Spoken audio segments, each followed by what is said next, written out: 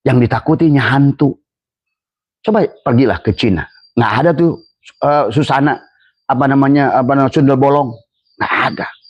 Kenapa ada? Karena jin pikiran manusia akan menjelmakan apa yang dipikirkannya. Nah, inilah dasarnya nanti pada saat kalian sudah kolbunya sudah duyufur rahman, menjadi tamu Allah.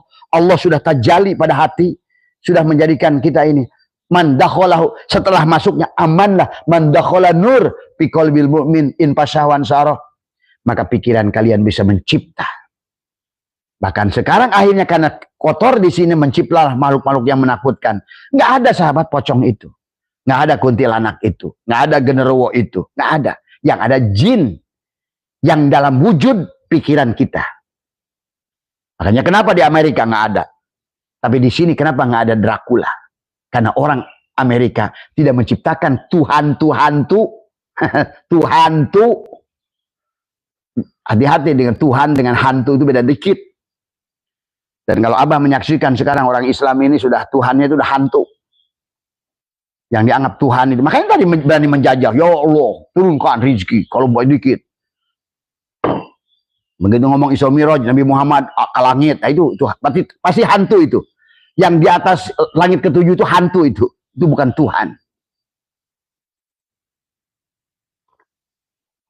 Ini harus dirubah oleh kalian. Kalau enggak berubah hari ini, berarti matinya bukan almarhum al-mal'un. Berarti ada di sisi jasad. Pasti menerimanya catatan sebelah kiri. Bukan di sisi ruh almarhum. Wafat. Disempurnakan oleh Allah. Wafat. Tapi kalau ke kiri, mati. Amatahullah. Wafahullah. Beda. Almarhum al-mal'un. Sayang hanya orang-orang kayak kita yang ngerti mau kemana itu ruh itu perginya. Tadi semua. Inilah maka kenapa sampai hari ini Tuhan jaga rahasia itu. Tadi semua. Nggak ada orang yang dibalikin ke sini. Satu contoh aja gitu. Oh ternyata nggak ada tuh siksa kubur itu. Oh nggak ada ternyata. Coba biarkan ini menjadi secret kepada setiap individu. Tapi hanya bagi orang-orang yang sudah menyaksikannya. Itulah yang sebagai untuk membuktikan keberadaannya. Tadi semua ya. Ya sahabat itu ya, jadi amaliyahnya dari mulai makan, pandanglah sebagai Nur Muhammad. Tidak ada yang bukan Nur Muhammad.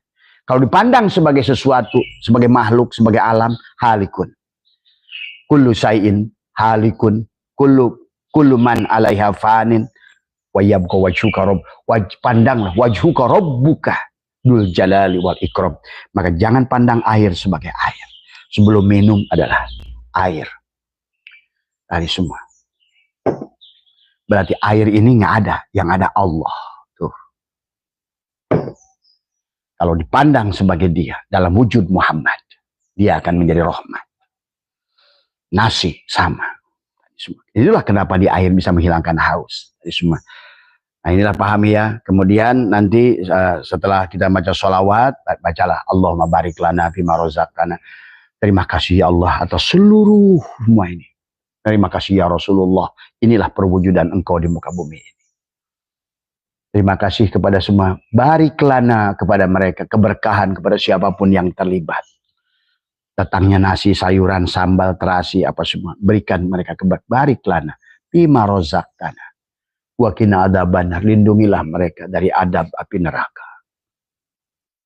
Tadi semua ya. Bacalah kepada semuanya bismillahi nuri nuru nurullah nurul rabbi bihaqi nur Muhammad. Tadi semua ya.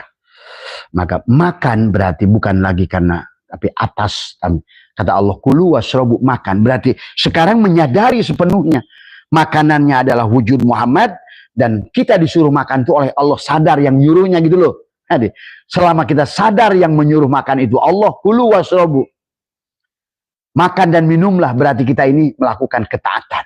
Makan saja melakukan ketaatan. Insya Allah makanan itu menjadi surga kepada kita. Nah kemudian nanti ada tentang apa namanya istinja sahabat. Sebelum kita membuang. Karena dari makanan itu, karena alam dunia ini kata Abah juga menjadi WC sekarang ini. Manusia-manusia tidak bisa kembali. Manusia-manusia sekarang ini kenapa makin akhir zaman makin rusak? Karena nggak sadar dunia ini sudah menjadi WC.